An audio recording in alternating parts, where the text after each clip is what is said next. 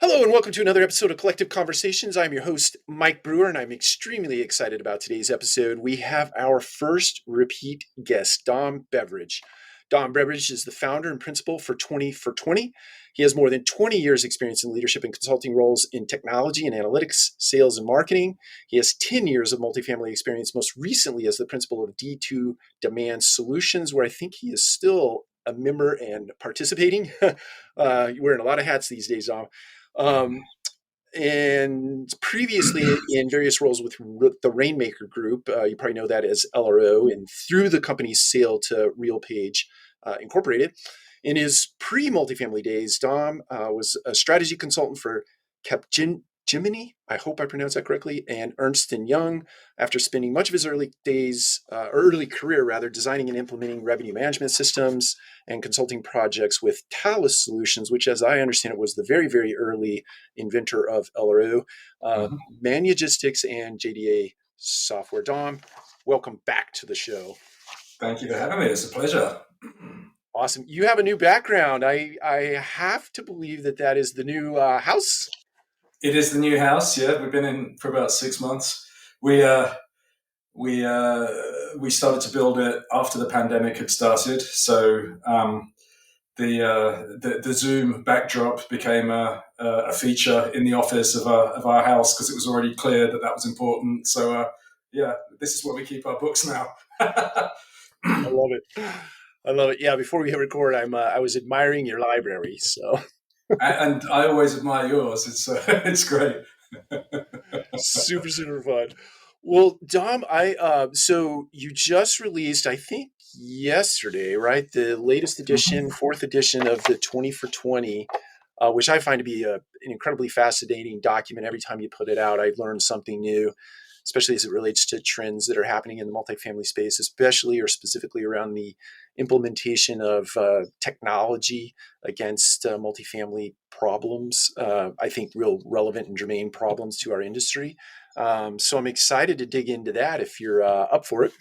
Absolutely. All right. So maybe we start by going back to the origin of 2020, and you could spend maybe a brief moment just describing, what was it that caused 20 for 20 to be born into the world, and maybe talk about the evolution of it over the last four installments. Yeah, so it started. So this is the fourth edition that we just released. Started obviously 4 years ago. So back in 2018. It's funny we didn't really intend to do something like this, but I just started working with D2 with Donald Davidoff. We were getting ready to go to Optech, and we were on a call one day. We just what should we talk to people about when we're there? And we just came up with this idea of, well, people are being pitched. All the people we want to speak to are being pitched technology all week. So why don't we do the opposite? Why don't we say we'd love to ask you a few questions just about what's on your mind, what you're working on, what you're planning to do, and we'll turn whatever information we get into some white paper or something. So, and in fact, you may have been the first ever interviewee. I remember the first time I met you was that Optech where we sat down and went through the interview process. You were definitely one of the early interviewees for it. And what we found was after we'd interviewed a bunch of people at Optech, we thought, okay, this is like super interesting what people are telling us. Why don't we round it out with I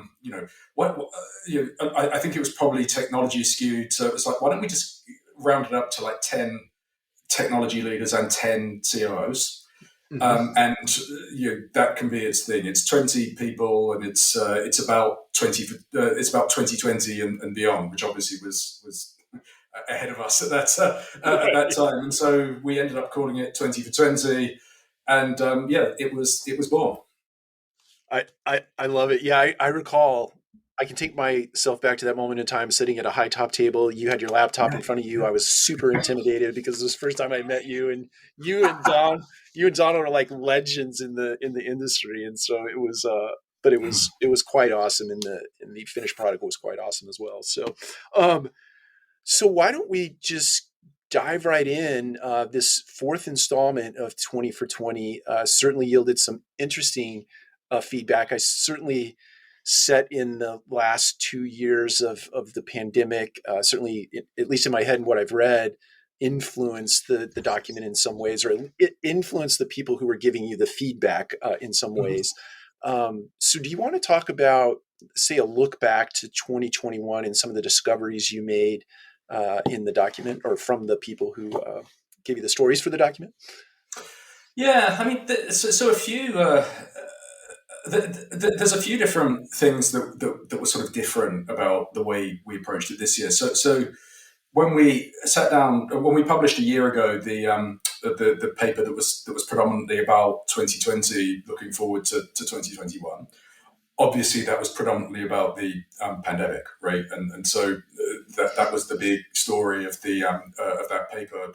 Um, this year, we took the perspective that the pandemic is largely in the rearview mirror, and what we're really interested in knowing is of the stuff that people were talking about 1 year ago.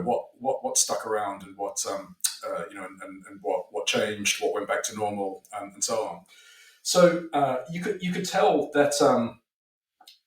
I'm just thinking 1 year ago we were talking about things like we were talking about the way that the industry had to adopt self-show really quickly. Like, we've been talking ever since we started Sony for 20, we've been talking about how the industry feels like it's slow to adopt self-show generally.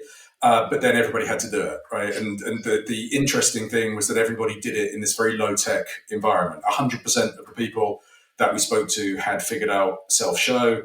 0% of them had felt the need to roll out a technology to do it, which was super interesting. It was this sort of key on a stick kind of approach to Yeah. self-show was the prevailing thing.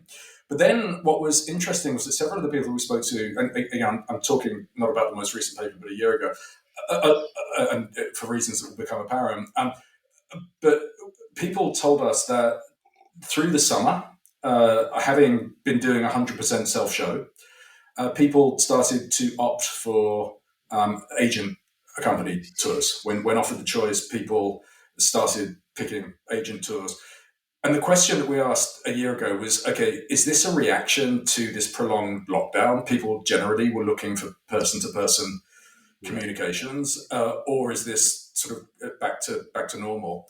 And the thing that's interesting in this current issue, when we talk about that thing specifically about self-show, you find that most companies, when they went back to offering both options, have almost entirely, have majority gone back to exactly the way it was before the pandemic started. And so you've got this sort of evolving view of it. Like, generally, if you give people a self-serve option to do something, they never go back to the non-self-serve version of it, right? And so that's not been the case in multifamily. And it's interesting as well. Like, when we ask people about it, it's all right. Is that biased because they're talking to a leasing agent who invites them in for an in-person tour? Is that And most of the leaders we spoke to were strongly of the view that that was just people's preference. Like, there is just this role for this in-person experience coming to a property, and even the ones who are testing, self-show technology, they seem a little bit more apt to view it, at least right now, as the thing that you do for the return tour, rather than the thing that you do for the tour that sort of makes your mind up on whether or not you're going to live somewhere. So yeah, that's something that sort of changed year over year. That's not particularly how I expected it to go, but it's very clear that this, and generally the leasing process, is attracting the highest degree of attention of all of the operational initiatives that are on show at the moment. And is it fair? I'm going to really date myself here, and it's not because I'm super super old. It's just because I read a book that was super old. but Yeah. but that sort of self-serve thing, like way back in the day when McDonald's became a restaurant, you actually had the servers come out and put your tray on your table, and they would actually clean the table off for you. But at some point, they discovered that people would actually take their tray to the trash can. And after that moment in time, they probably would not have gone back to somebody doing this whole cleanup routine or delivery and cleanup routine in that type of a fast food environment. And fast Mhm. forward today, yeah. So it's akin to that, right? The thought was people would just stay with this new way of finding an apartment or discovering Yeah. an apartment. Yeah, Who would go back to using travel agents and having to walk up to check in at the airport over the way it works now? Right? not me. Yeah, exactly. Not me for sure. So that being said, so looking back over the course of there was another thing that came to mind for me as you were talking through that self-show scenario, and if I sort of commingle that with the labor shortage that we are seeing in our it's not just our industry, it's across industries, and certainly wage inflation, which is a whole other sidebar conversation we don't need to get into. But my imagination tells me that companies look at this kind of technology with leasing as a way to sort of supplement, or is that labor shortage somehow impacting this? Yeah, no. So there are definitely cases where people have rolled out things like AI leasing, for example, sooner than they expected to. Yeah, I can think of one example where one CIO was telling me there are literally properties where we cannot find leasing agents at the moment. So we simply had to do it because we couldn't figure out another way to to solve this problem for this property. So I mean, now that's a marginal case, but it's definitely the case. I mean, a big part of the conclusions of this year's book is about the way that people are thinking about changing staffing models. You know, we've been interested. We've written on D2 has written extensively about the 1 to 100 ratio, and what are some of the obstacles in the way of changing it, and it's definitely the case that more and more companies are trying to figure out different ways to staff. Some of it's simply because you've got technology solutions that are ultimately better than the traditional ways that we've done things. Um, and that opens up a whole interesting sort of set of conversations about how we think about the roles that we have in property management, right? So you could very pragmatically look at it from the perspective of, look, we don't know if we're going to be able to staff these roles, so let's figure out a way to not be exposed to that, to that risk.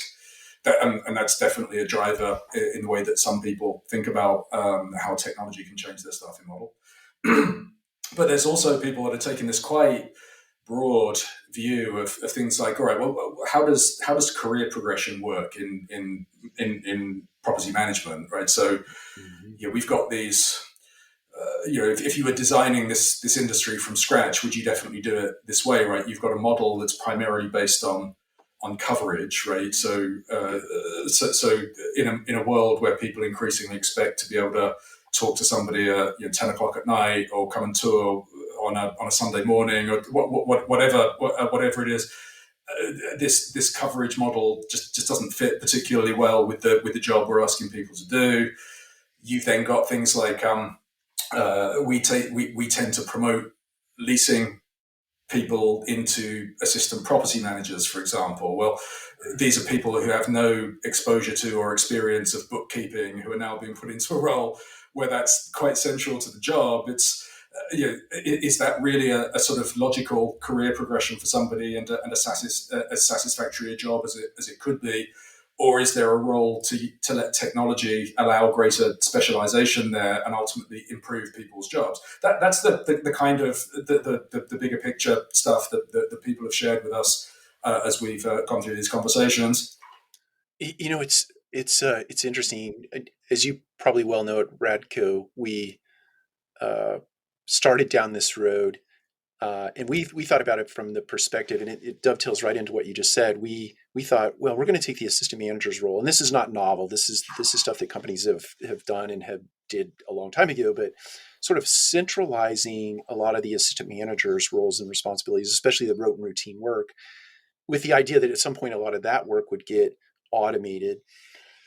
So in that sort of traditional track from a leasing consultant being promoted into a system management position, we're in the process of wiping that out completely. So there's even, how do you get a leasing consultant into a property manager role without this thing that Mm-hmm. existed at some point and doesn't, at least in our, but even then I think I read in one of your papers, this is not my novel thought, there's this effort to sort of centralize the leasing processes even, Mm-hmm. and especially where you've got close properties in close proximity, you can sort of run this, I call it hub and spoke, but I'm sure I don't know if that's the right analogy to use, but you have that kind of centralized effort. Yeah, no, it's true. We talk about this a lot because I think for me, the thing I love about this process is you do a lot of work preparing for these interviews. So we have I have a separate group of people. There are 20 interviewees, and we change them half of them every year. Um, there's a separate group of people who aren't the interviewees who we get to use as sounding boards on the questions we plan to ask. So we change the questions each year. So you go into the interview with a pretty good idea of what's top of mind in the industry, and the questions are usually about that. And the thing I love about it is you always end up not thinking the same things after that you did before. And one of them, the centralization thing, the hub and spoke idea is a very appropriate one here. Because when we think about centralization, the question we really wanted to ask people was, are you actively working on this? Like, are you actually actively working on changing your staffing model or using technology to change your staffing model? And we had this idea in mind that if you think about the people who are being the most public about having changed their model, so UDR and Avalon Bay are very vocal in terms of how they've changed their staffing models. Like, so logically, if they've accomplished these things that they've been talking about, and there's some continuum of where we are, where everybody is today, to where these guys say they are, and everyone's somewhere along that continuum. That was the idea that we had. So we were asking a question to figure out how far everybody is along that continuum. And the finding, having spoken to people, is there is no continuum. Like it's this sort of apples and oranges comparison. There are lots of factors that weigh in how people centralize. But the thing that you mentioned with proximity, yeah, the two things that really determine how you would approach centralizing something like leasing are, to what extent do I control my operating environment? What do I decide what technologies go in my properties? Do I control the staff, et cetera, et cetera? And then how close together my properties are. And so, if I think about that, the hub and spoke model works really well. If we're saying that you've got a sales hub and it's selling for all these different properties, that requires if you're a fee manager, for example, and each one of those spokes represents a different financial interest, you can't make the decision to change that model. You have to sell it one spoke at a time to your financial partners, which means your progress towards centralization is nothing like the same as like a REITs would be. That's right. Um, but if I control that picture the way that lots of owner operators and particularly REITs do, and also if I have properties that are close enough together, that means I can share potentially maintenance and leasing resources between properties, which means I can use technologies to get rid of as much of the busy work as I can from a leasing agent, so that you can have fewer and more skilled leasing agents whose job it is to close leases. So that's a better and ultimately better paying job for for your rockstar leasing agents, right? In that environment. And the other thing that's fascinating, I hadn't thought about this before the conversations, but if you look at the other thing with proximity is that it's far more attractive to do things like form a central hub for leasing sales, if you can train somebody to sell lots of properties within a submarket, because you've got lots of units to sell, and it's worth training somebody to really understand how to sell Buckhead or some submarket. If I only have one property in each market, the payback on that is not the same. That's right. So yeah, the hub and spoke thing, the flavor is different depending on how close together your properties are and how you control your business. That makes total sense. And for all you introverts out there that wouldn't pick up the phone and call to see what UDR or EQR or those companies are doing, I read the quarterly reports and the annual reports from those companies, and many times you can pick those nuggets right out of those. They're very Oh, long yeah. papers, but they're very public about it. Yeah, no, very very true. Yep, that's right. Um, I'm reading a page out of what I'd call the executive summary. We focused on four ops technology priorities, and you broke them down as leasing tech, which I think we did a fair amount of discussion as it relates to that, except for the CRM piece of that, if you wanted to make mention of it. Data analytics, resident fintech, and IoT connectivity. I think this is looking forward into 2022. Is that right? These are the four areas that people are focused on. Yeah, it is mostly that. Well, I mean, it's that inflection point of it's the stuff that's in train right now. There's a natural skew towards what you're focusing on for 2022. Yeah, so I think that's mostly true. But the nature of projects is that they straddle years. Oh, It's always a snapshot in time whenever we do it. Yeah, so that was different this year. We've gone through looking at sort of app area, like what areas one by one, and this year we decided there are a few things that were missing from what we'd looked at previously. We'd never really looked at resident fintech, and it's clear there's just an explosion of innovation going on in that area right now. So we wanted to bring that into the fold for the first time, and also there's some degree of convergence between IoT and managed internet. Like you can tell that's becoming a bigger and bigger deal.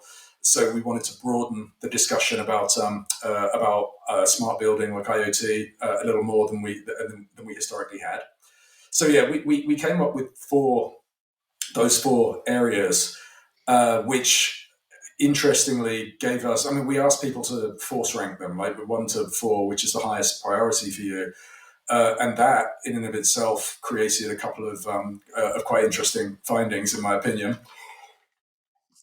definitely share those. Okay, all right. So the things that stood out were that so leasing tech, by which we mean CRM, self show, digital leasing agents, just anything to do with leasing apartments.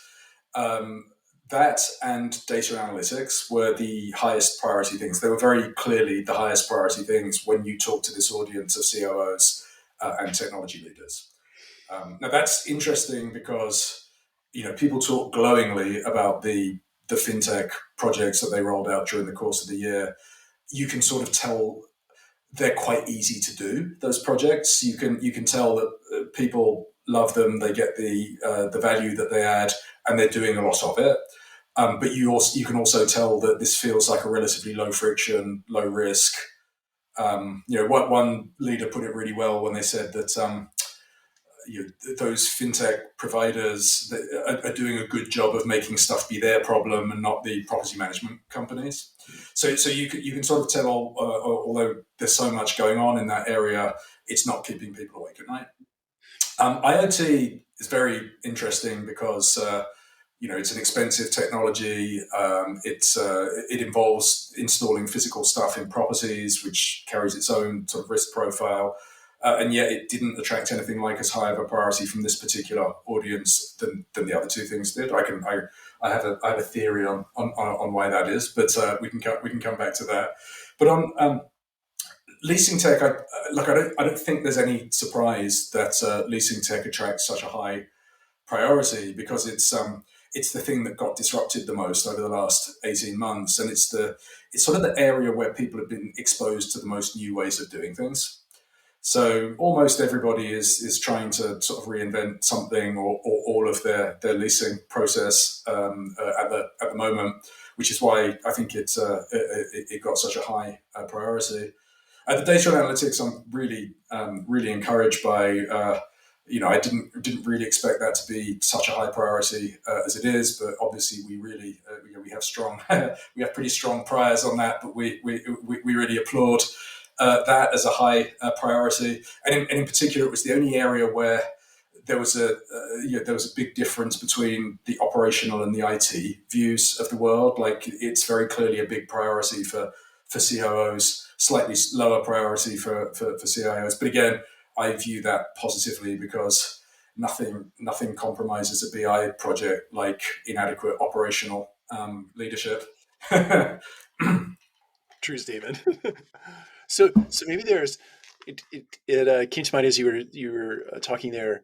maybe there's a 2 year lag for IoT, because I recall when we were speaking for the first version of 20 for 20, I think that AI leasing, I think there's a loose use of the word AI in that sort of statement, but the that was just becoming a thing.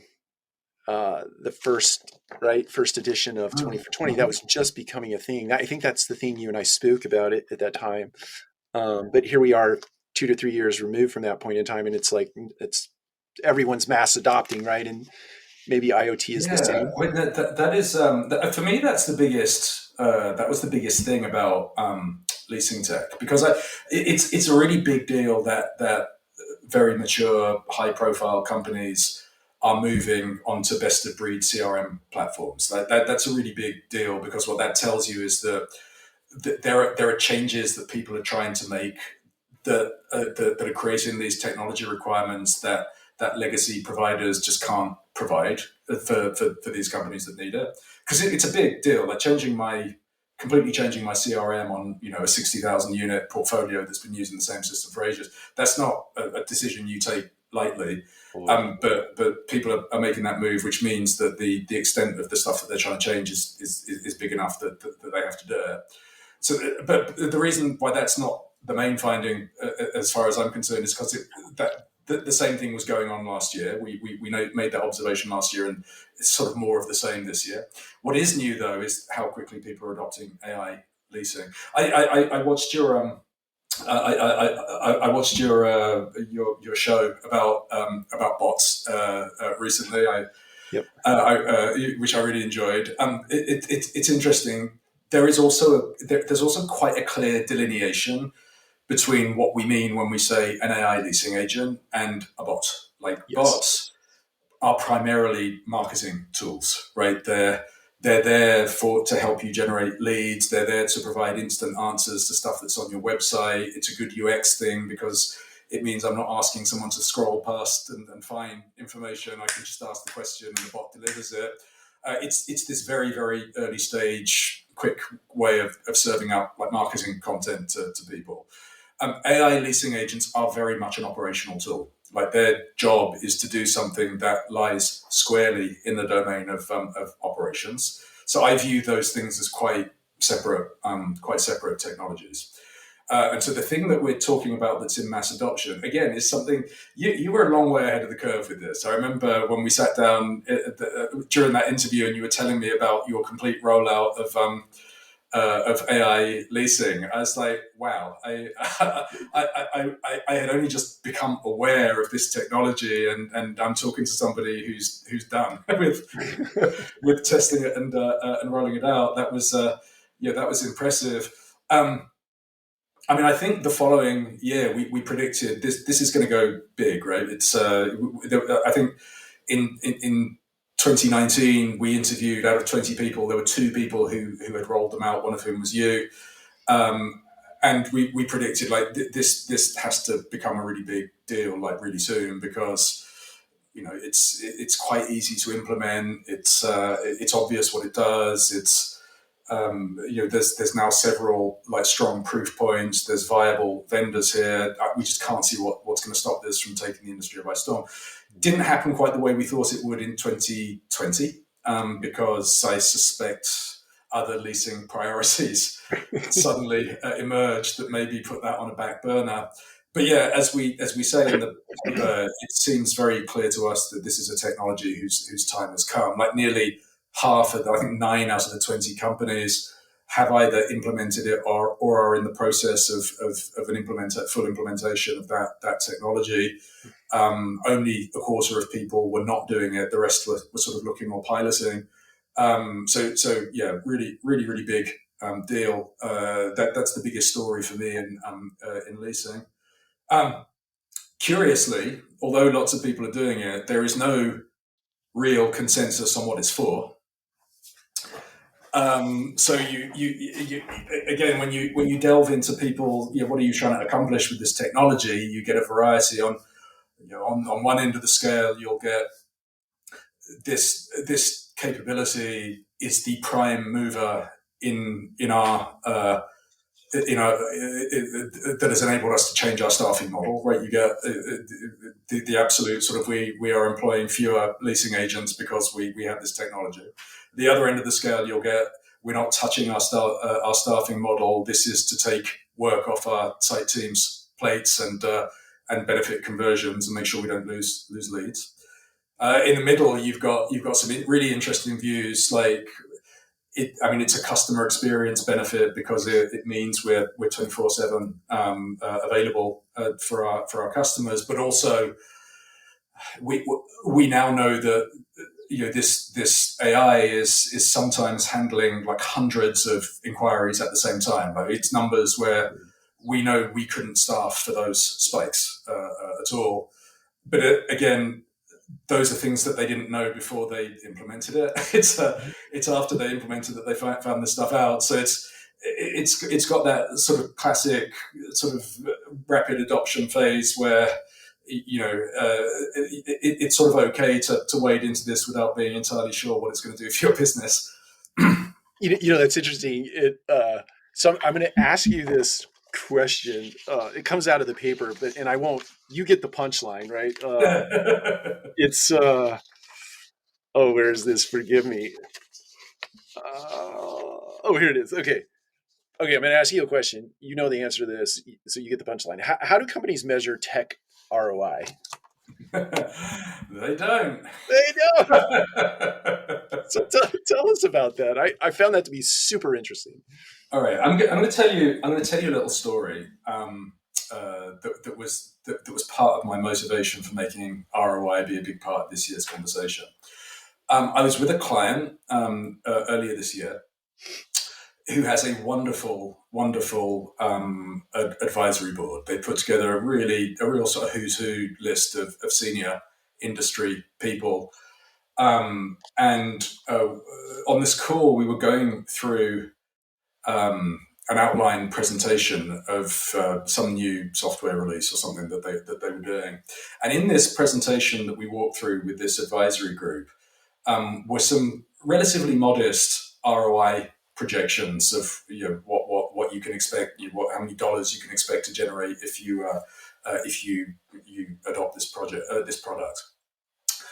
And the thing was, their response when we asked for feedback was so visceral, right? It wasn't that they weren't persuaded by the ROI numbers; it's that they hated that anybody brought them up. Like, because and the thing that the sort of 180 it did in my mind, because that kind of feedback is precious, right? You very seldom see what's in the thought bubble when you're talking to if you're in sales and you're talking to a prospect. But the fact that it sort of rubbed people up the wrong way, because there's this idea that I don't know this about my business, so there's no way you do. so I don't care what you did in your spreadsheet. Like I'm insulted that you even that was the kind of reaction that we got to it. So we asked these questions about how do you decide how many dollars you spend on this technology, and it has nothing to do with us coming up with some number of NOI that we think we're going to hit. It's a very, very persistent fallacy that software vendors have. That's they view ROI as a number, and people buying software view ROI as an idea or a rationale or something that either coheres or doesn't cohere to something that I know about my business. Mm-hmm. But the one thing that ROI isn't in the eyes of somebody who's buying software is a number that's going to persuade me to buy your product.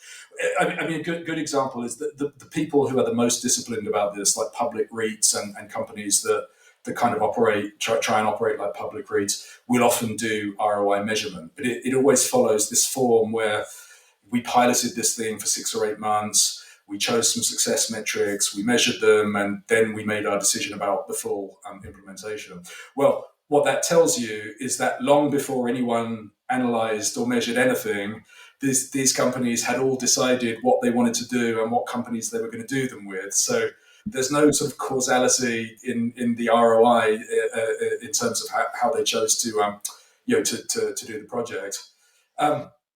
that was super interesting, and the thing that I really enjoyed listening to was when people explain how they go through the decision. Um, they start telling you things about what they know makes their business more successful, right? So you hear things like, I when I look at leasing tech, I'm trying to do the projects that I believe will push demand to the highest converting channel. Right now, I can't tell you how much demand or how much more conversion or what rent we'll get on those. I can't tell you any of those things. But I just know that if I can achieve this thing of always pushing demand to the highest conversion channel and I don't blow up my IT costs, then I know that's a good rationale for justifying projects. So that's much more consistent with the way that people actually think about ROI in this industry. It seems like, especially as it relates to new and emerging technologies, there's sort of this bleeding edge, and I use the word bleeding on purpose in the sense that that gut or that intuitive sense that something is going to create an impact, whether it be a math problem and or a consumer experience that does lead to a higher conversion or better ratings on websites, things of that nature, or consumer reviews. You have to be willing to put yourself out there based on that intuition, right? Or that just sort of gut sense that something is just it's just going to work because it is going to work. And 2 years removed from now, I'm going to be able to give you the math behind it. Yeah, well, exactly. it's it's kind of like that really gregarious team member in your office who may drive everyone crazy because they can't do paperwork, but there's an intrinsic value about that person, the way they interact with your consumers that keep them around and renewing every year, right? You can't really put math to that gregarious personality, but you just know it Right. works. Yeah, So no, and it's true, and I suspect a lot of this comes from like a lot of best in class software companies, for example. They sell into industries where it absolutely is about the X% you can deliver. If you're selling supply chain software, the conversation is entirely about how many fewer miles your fleet can travel, or how much you can reduce your inventory by, or there's a time and a place for that stuff for sure. Real estate is not it. that's Yeah. exactly right. um, let's see if is there anything I missed in. I mean, I want people to read this thing, and I want to, if they haven't read the first three installments of this, we'll link them all up, or before we get off here today, give you an opportunity to tell people where they can find it. But anything else that really struck you about this installment of 20 for 20? And I want to maybe end cap by maybe some curiosity I have around IoT, but anything that struck you before we get into a little bit of an IoT discussion. I was actually going to go there when you talked about that. All right, so as a prelude to an IoT discussion, because it's relevant for this. The general thing. So we talked about that prioritization, which again was just a little thing that we threw into the conversation that ended up being really instructive when you reviewed the answers. We talked about the two things that were the highest priority: data analytics and leasing tech. Resident fintech, we talked about that's this relatively easy thing to buy, which means that it's not weighing as heavily on people's attention. IoT, higher priority than fintech, but not as high as the other two. We can talk in a bit more detail about IoT in a second, but the big finding with both fintech and IoT, I think, is that as the amount of technology that's at play in multifamily grows, if you think about it, like IoT is added to all the other stuff we were already doing. Resident fintech is added to all the stuff. So just the overall amount of technology that there is that we're using in multifamily just keeps getting bigger and bigger and bigger. The one thing that I think is changing is that the pool of decision makers is growing. Like people who we don't normally think of as technology decision makers look to me like they're now making decisions that directly affect technology. Like a couple of the CIOs that we interviewed were saying one of the biggest changes they're seeing at the moment is that there are more and more people outside of their organization, like non-technology resources, who are directly involved in technology delivery. What I observe from the priority thing is that the number of unconventional decision makers involved in technology decisions is growing. If I think about, just to sort of segue into IoT in particular, here's what I think. Here's what I think is. Let me use IoT as an example of what I mean. The way that you sell technology to multifamily companies is you're looking for the person in your seat and you're looking for the head of technology, right? So it's the COO and the head of technology is the center of the bullseye if you're selling technology. That, by the way, is why those are the only roles that we include in 2020, because they're the ones that make most of the decisions about how operations and technology is changing. And those are very much the traditional decision makers about technology. And when it comes to IoT, those people are typically heavily involved in deciding which technologies we want to support, deciding how they're going to work from an operational perspective, deciding how they're going to be integrated into our platform. But once those decisions have been made, the decision that incurs the cost is made on a property by property basis, and it's made on the basis of underwriting. So it's like this, the decision starts like a traditional technology decision, but it comes a decision that's far more like buying appliances to put in units. After that, you've got like some asset manager or somebody who's deciding what capital is going to be invested in the units in this property, and that's the person who's ultimately making this decision that bites off this really big technology cost that gets added into your overall technology spend. And there are all sorts of interesting things that the industry has to sort of deal with when you think about that, because not every access control system is the same, right? Some of them, like if you've got a two vendor system for building access and unit access control, that has very different overhead associated with it. Like irrespective of if it costs a bit less on a unit by unit basis and makes the deal pencil out a bit better, it might mean that you've incurred now the overhead of managing two vendors and having to train people in how to use these two systems and having to support two different systems and having your property staff have to deal with two different. All of these things are operational and technology challenges that the person who's ultimately making the decision, it's not their job to worry about that stuff, right? It's their job to worry about the economics and the financial performance of this specific building.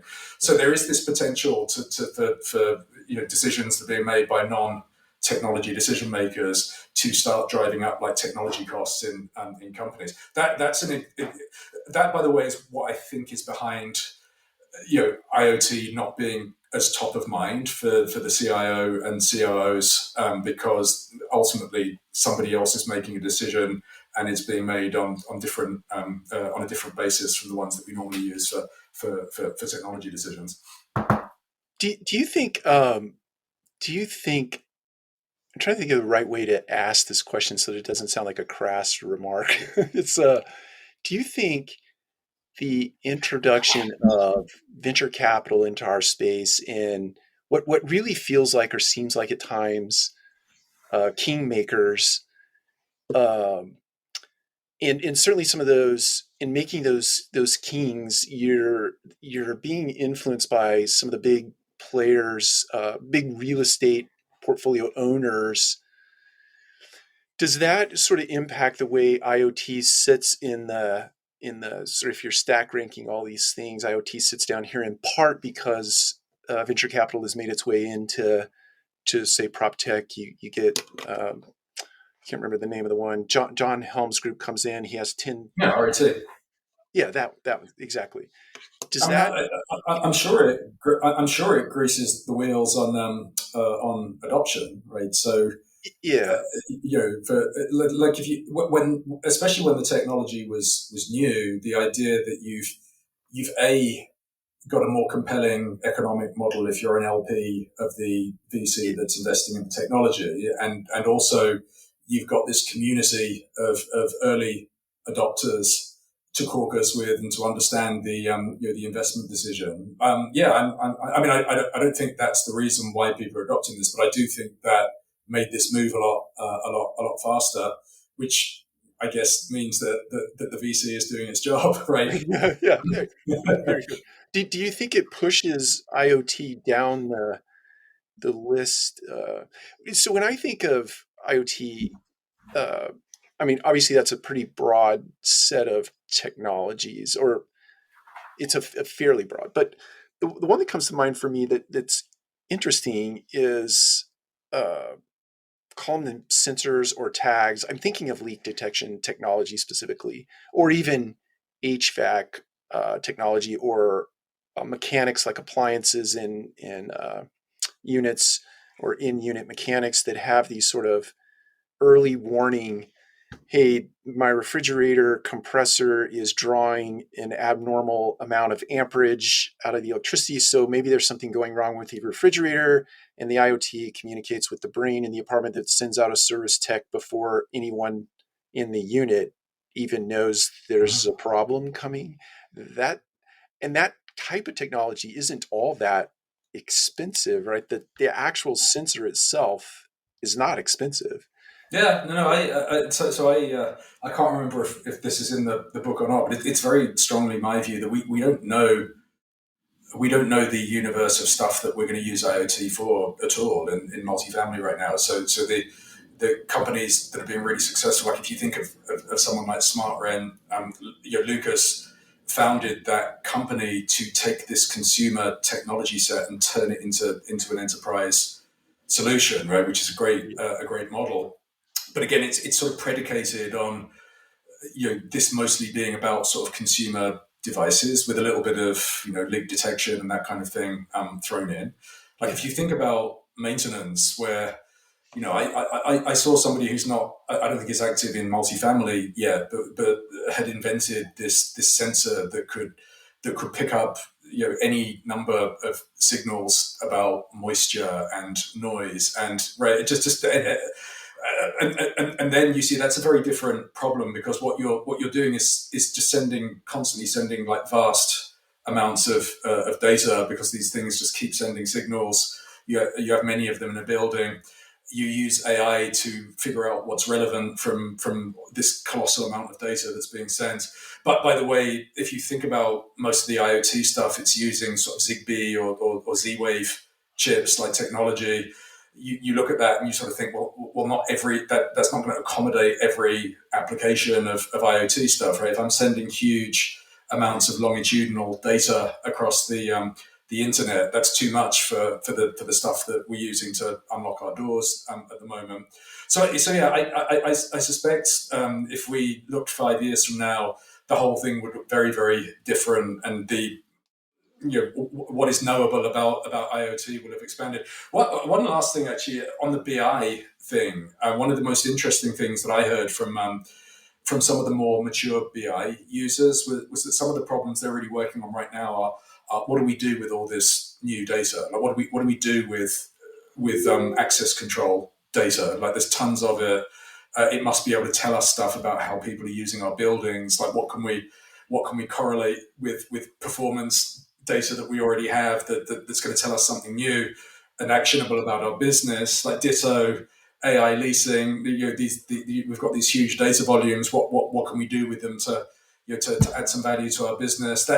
That's another like big thing that that I was quite curious about.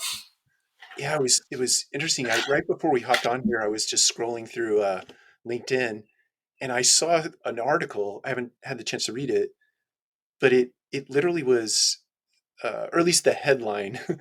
The headline tells me that the article was about all of this data that we're harvesting out of the service side of our business, or the maintenance side of our business through these sensors and IoT.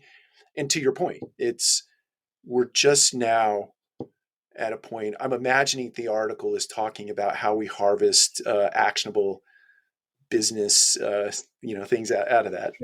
Yeah, I can tell. I could tell from a couple of conversations that there are. I mean, development decisions, right? If That's right. we know all this information about how people are using our buildings because of the door information, I can tell a few leaders have a few amenities in their crosshairs now. They've been itching for a data point on that golf simulator I've been for telling you for for a long time. years. Yeah, exactly. I love it. Well, Dom, we're coming up on about an hour. I could talk to you all day, and you know what, this is. I would love to have you back at some point, whether this is part of a 20 for 20 or not. But my imagination tells me that you're starting to think about Web3 or the metaverse and how you can sort of create these digital clones of real life buildings in the metaverse, and how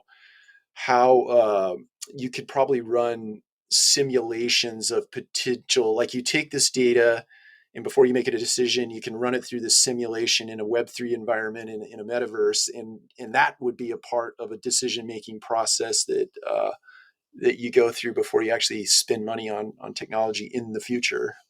Yeah, well, I mean, I was talking actually to a senior leader of a large organization yesterday, and we were talking about uh, how how sort of little progress we've really made on.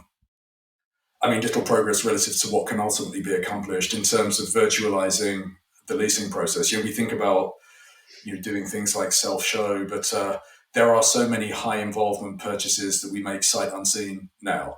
Like That's right. it just doesn't quite seem like we've settled on the right way of technology enabling leasing.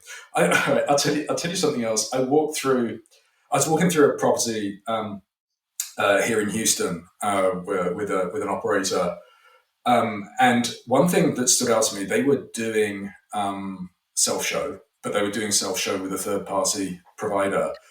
And the thing I hadn't really thought about that just shocked me about this was just how much collateral there is all over the walls of this property for the tour provider. And you sort of walk, and I'm just walking around thinking, do I like this if I'm a resident? Like when I go to the pool and I've got a big sign saying, "Check out our pool deck, scan the QR code." I mean, do I like that in the building that's my home? I look at that and I think that, this doesn't look like the long term right answer. If you could virtualize that and have those stickers like in the metaverse. When I'm doing a really good virtual tour, that feels like it'd be a much better way to do that. Or even if I could experience that while I'm walking past the property, so everyone else doesn't have to look at it, that Yeah, would be a better solution for me. yeah, I think so. And even in the sort of those proximity sensors that you're walking through a museum anymore, and you're wearing, well, you have an earbud in, and you get near a piece of art, the earbud, Yeah, right? So something similar to that in that touring experience, and or even if you're a resident at the pool and you need some sort of information, instead of having to point your phone at a wall, you could maybe even speak. Hey, tell me about whatever, yeah. and it just Yeah, comes. it's interesting. Like in single family, I know it's worked really well. I mean, they were way ahead on self show, and I know that these putting these decals on walls to point to stuff is great in a single family home. I don't think it's great in the communal areas of a building with 300 homes in it. Yeah, Yeah, I look, it's also like making it so evident that this stuff is all about the people who don't live here now. It's about the people who are coming to look at it. Like it just, I don't know. There's a bit of dissonance about that I don't particularly like. I have to say. I I love that. I love dissonance. That's a uh, I love that term. Anyway, Yeah.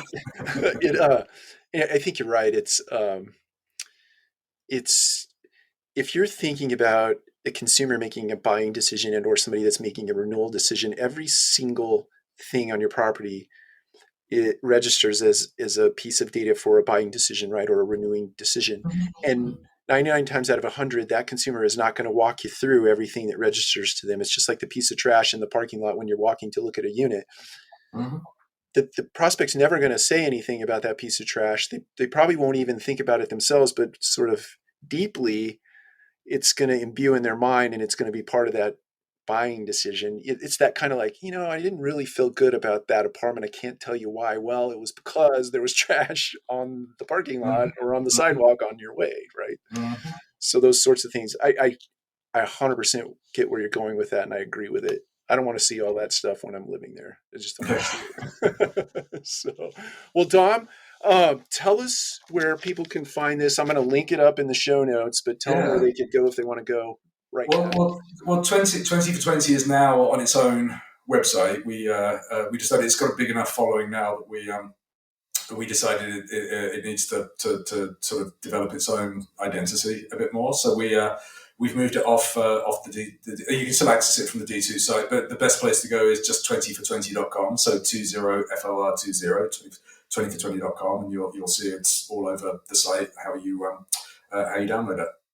Perfect. And if somebody wanted to reach out to you directly, Dom, where would they find you? So you can go to the website and the contact will get through to me. Also, find me on Twitter. It's at Dom Beveridge. I'm pretty active on there as well.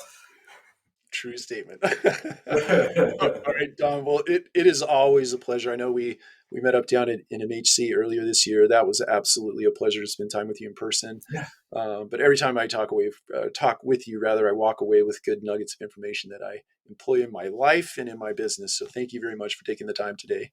Yeah, no, thanks, and thanks for doing this show. I really enjoy it. The ones that I'm not a guest on as well. Thank you for that. That means a lot to me. I really appreciate that.